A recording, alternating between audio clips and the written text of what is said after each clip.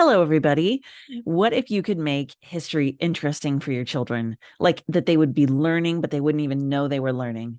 Well, I can't wait for you to hear about this new book series from author William Stevenson, or Bill. He is a doctorate in education, as well as an award-winning accountant and a grandpa. He wrote a whole book series that we are going to talk about today for his grandson, Ricky. I can't wait for you to hear this. It's so exciting that he got to sort of teach this and share this with his grandson, but then also now the whole world can enjoy it too. So hopefully you'll enjoy the show. Thank you so much. Hello, welcome to the Teaching Your Toddler show. Today we are joined by Bill Stevenson, and he is the author of an amazing book, several books actually, and you can see them behind you if you're watching the video. And we are going to talk about the story about those books and also just, how that came to be, as well as being a grandparent and being involved in your child's life. So Bill, tell us a little bit about yourself, about how you got into writing, and a little bit about your books. Okay. It's an interesting story because I never intended to write a series of books. I'm 84 years old. I have two major careers. I have a doctorate in education from Temple University, and I was involved in education for about 15 years. I actually was on the planning team and implementation team of two brand new community colleges, and a whole bunch of other stuff. And politics got in the way, and I left education, and I became an international tax accountant, and was very active. Testified before Congress, was accountant of the year. Very busy, and I wrote a lot professionally. When my grandson turned 7 years old, I decided, I wanted to do something that I would be part of his life and that it would last, and it wasn't just incidental. And so what am I going to do? We live pretty far away. I didn't get to see him that often. And so what I decided to do was write a book for him where we both were in it. And I set it up. It was the only book I was going to write. I got a loose leaf book from the stationery store, and I put together a story of Ricky's dream trip through the solar system. And I printed pages out of beautiful pictures from the internet and NASA, and I wrote the story where we had our own little rocket ship, and we toured all the planets, and this is the book. Oh, the beginning of it. Oh, isn't that cute? That picture. Yeah, he was 7 years old. Anyway, so I put it together, and I had it on my desk where it was during tax filing season. One of my clients had come in, and he saw this book on my desk. And I really had loving relationships with my clients. They were far more than professional. They were more than numbers on a piece of paper, and they felt that way. And it was all over the country and many parts of the world. So anyway, he said, "What is that?" And I told him what I explained to you. Well, could I take a look at that? He said, I'm leaving CBS, and I'm starting up my own business for self-published authors. I said, "Well, I'm not an author." He said, "Well, let me see the book." And he took a look at it, and he said, "Wow, this is great. My wife's an elementary school teacher. it's written for a 7-year-old, and she would love to have this book for her class. And you can publish this thing. I said, "Are you kidding me?" No, we can get it. We can get a pub. Of course, now remember, that's the business he started. So I'm now a customer. And but anyway, I went ahead and there's this great design company in Pittsburgh called Fireman Creative.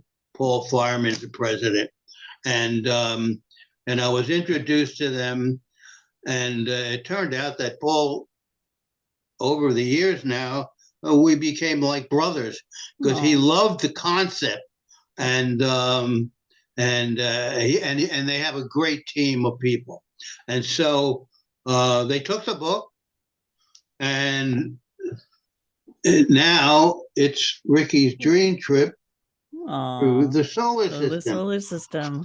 And when the book came out, now remember, I have hundreds of clients, so many of them were forced to buy the book. Forced. I happened to have a pile on my just desk. Happened to. and people really loved the book. Adults read the thing and said, "Oh my God, there's stuff in there I never even realized myself." I totally, yeah. When I was reading the Ancient Worlds book, I mean, like I loved how you make it so conversational too. You were talking about telling in that one, it's a dream, and he's going with you to talk to Tutankhamun, right?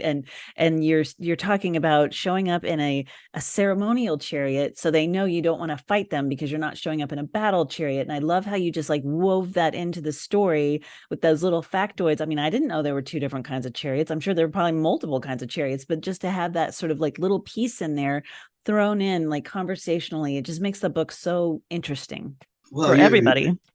You really impressed me. You really read it. Anyway, so that was the first book, and I'm thinking, now you understand, I'm really very busy. It is not an easy task to write the book, and I get writer's block all the time. It drives me crazy. But anyway, I felt pretty good about it, and people loved it. So I said, well, maybe I'll do another one. If I do two, I can call myself an author. Well, you were the first. Wait a second. The first one, you were an author, right? Why is it two that you have to be an author? Well, I figure anybody can write one. Anybody can write one book. Gotcha. So, now you've got a series. Yeah. So at the time, I was reading about Colonial America. A book had come out by George Washington about George Washington and Adams and the people who were working on the Declaration of Independence. So the next dream trip, when Ricky found me in his dream, "Oh, PopPop, it's great to see you again. Can we go on another trip?" I said, "It's your dream. We can do whatever you want." Yes. So I said, how about going to Colonial America? So we got on a dream ship boat, wound up going to Philadelphia and Independence Hall.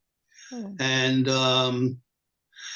now I'm starting to think there were three aspects of these books that are kind of important. One of them is just simply to show Ricky that his grandfather, PopPop, loves him. And the other thing is that it's based on real history. And even though some things were made up to involve him and me, but it is, as you could see from the bit you read on Egypt, that there really is history. And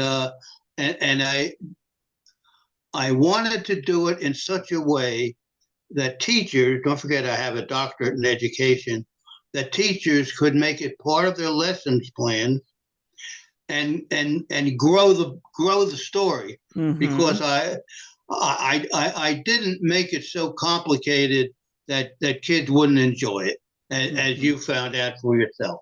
So um, uh, there is a little secret I'll share with you about um, colonial America. When we arrived uh, uh, in the fog on this boat, so nobody would see that we sneaked in a dream, we were walking towards the Independence Hall, and outside of the building was a little black boy holding a horse, and he was crying. Mm-hmm. And Ricky said, why are you crying? He said, well, I can't go to school. They won't. It's against the law for me to go to school.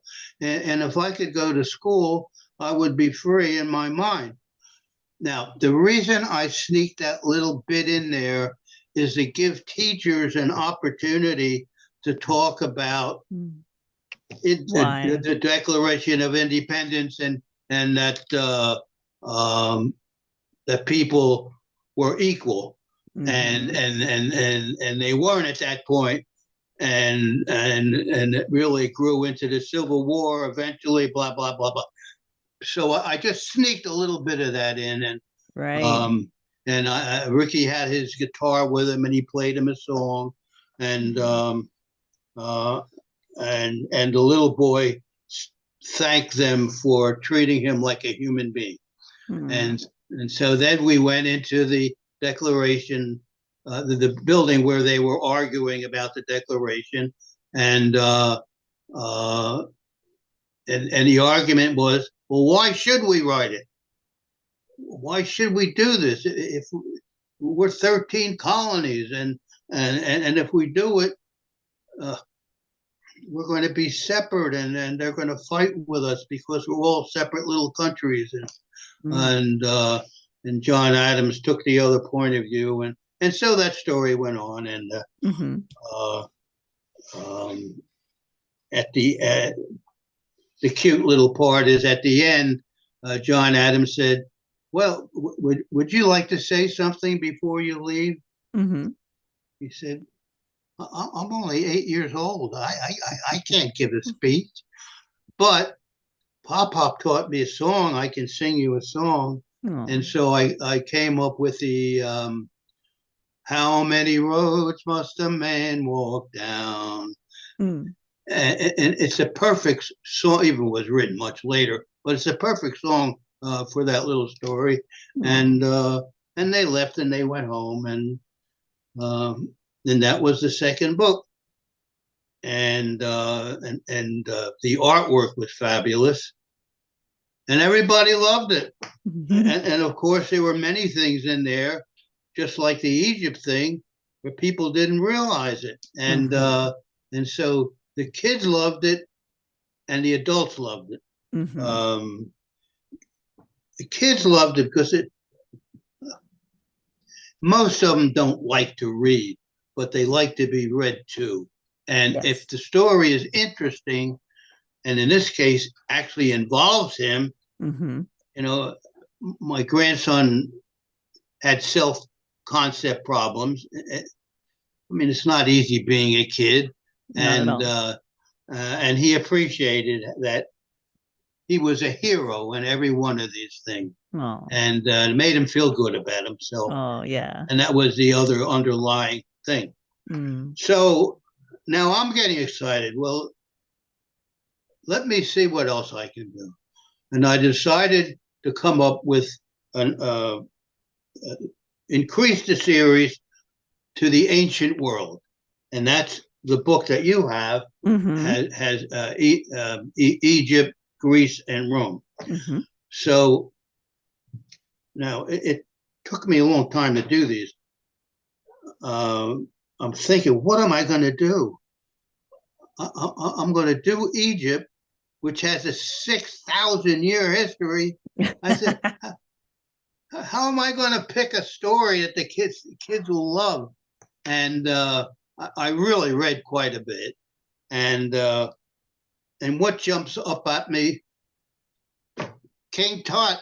Mm-hmm. It should have come up to me before I even started reading the book. We all know about King Tut. Mm-hmm. And I also sneaked in Nefertiti, who was his stepmother, and even today considered one of the most beautiful women in the world. And so now my goal was to teach him about Egypt, which you got the idea. Mm. And the way I did it was that King Tut, his cat was missing. Remember that part? Mm-hmm. Yep. And one thing teachers can bring out is how much the Egyptians loved their cats, and they even mummified them for thousands of years. It Right. was really amazing.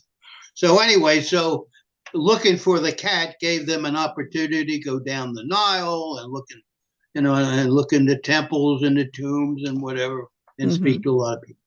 Um, and as you know, they couldn't find the cat, Mm-hmm. and so King Tut said, "That's okay. You did your best. I'm going to take you to the stable where your dream horses are, and it's really great seeing you. I'll remember you forever." Mm-hmm. And lo and behold, as you know, they get in the barn where the horses are, and who's there? Is the cat with a litter of kittens. I mean, who could not love that? And Yes.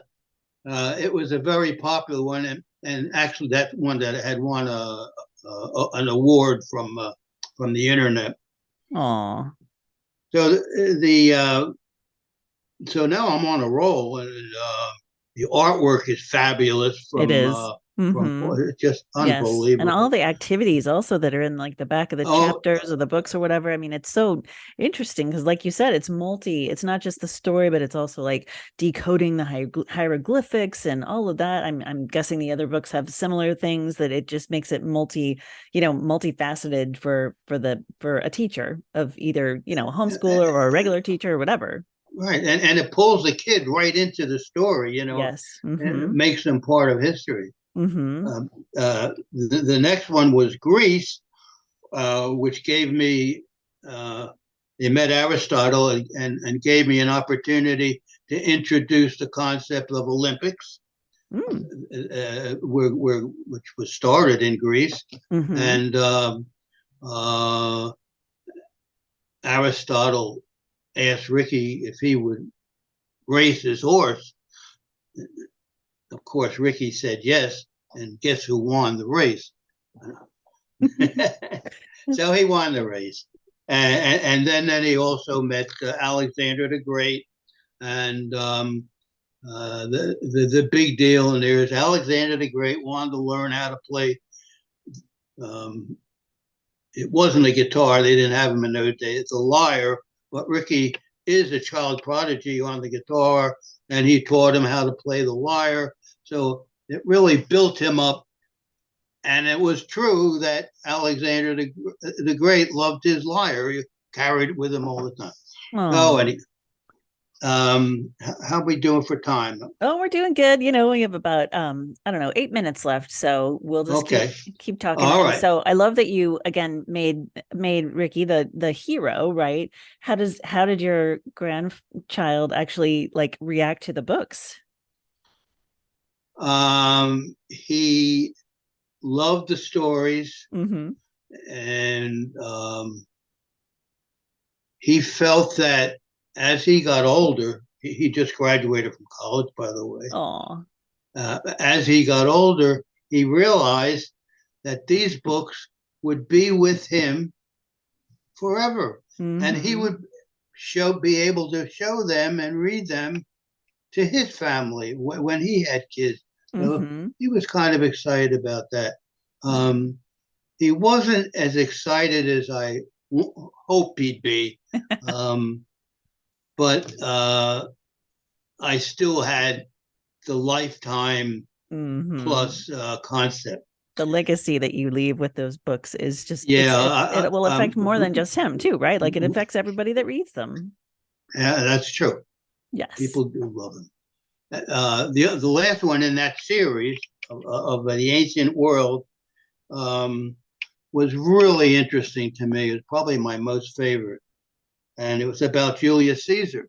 Okay. Now, when people like you and me think of Julius Caesar, we think of Cleopatra. He was in his 50s, et cetera, et cetera. But in my reading, I discovered when he was 16, his father died. And when he was 17, the head of the country had him marry his daughter, who was only 13 years old. So now, after about 2 years, this guy was replaced. And the guy who replaced him got rid of all of the administration and was going and Julius Caesar was going to get killed. But he brought him into his office, if they had an office, and he said, "Look, you had a great job that your daughter's father gave you. That you were, and this is true, that you were the head priest for Jupiter. I got to take that job away from you. And Hmm. secondly, I want you to divorce your daughter, your wife." Mm-hmm. Now, here's a teenager. He looks this guy in the eye and says, "No." And he escapes to the mountains, gets very sick. He's got malaria and he's moving from place to place. So in the dream,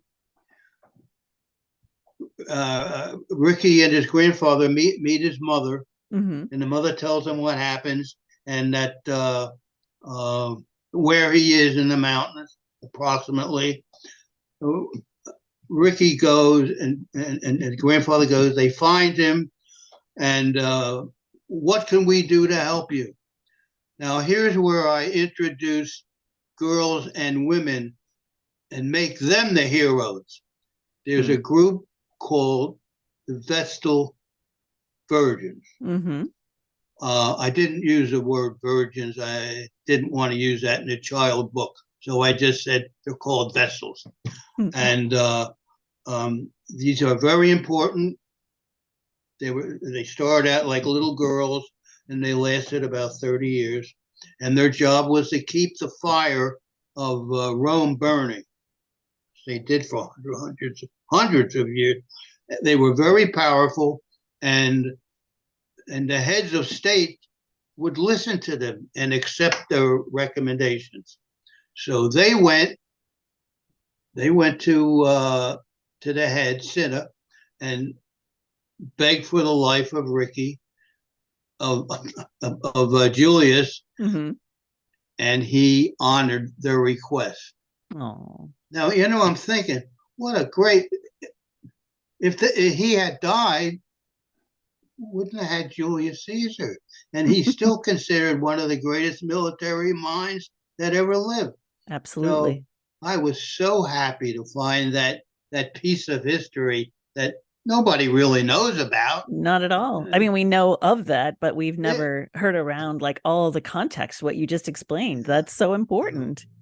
Wow. So anyway, uh, That's fantastic. that was really I was so happy with Oh my that. gosh. Yeah, that what a great story. And those are the kinds of like little things that kids will remember, those little slices, that it'll as when you tell it as a story also, instead of just like teaching them in a classroom, when you tell it like a story and bring it to life, that stays in their brain.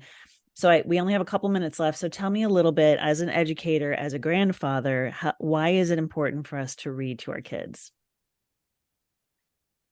Because kids don't like to read. Especially now, right? They got too many. Mm-hmm. They, Distractions. they got computer games and Mm-hmm. 24/7 television, and so the object is to inspire them and in such a way that it'll encourage them to go forward. Mm-hmm. But by the way, there are two more things I want to tell you about real quick. Okay. Mm-hmm. The book about colonial America, Mm-hmm. I had that translated into Spanish. Ooh. So Oh. it's fairly unknown. And my feeling was with all of the people coming across the border, Spanish people, that Mm-hmm. here's something that Some historical. could be Mm-hmm. important. And Absolutely. and the last book I wrote was about going to ancient China. And Ooh. guess who was the star in it? Was Marco Polo. And it was a true story about Marco Polo and that he spent 17 years in China with Kublai Khan, who wouldn't let him go because he loved him so much and he helped him. But make it real quick, PopPop and Ricky met Kublai Khan and said that well, your cousin wants to marry a member of your court because his wife died, Mm-hmm. and we heard that you want to send her on land, and we traveled on land, and it's too hard. But we are experts on boats, and your people are not. And so Kublai Khan let him take the girl home, and he went back to Venice. No. How cool was that? That is very cool. Oh my goodness. Wow.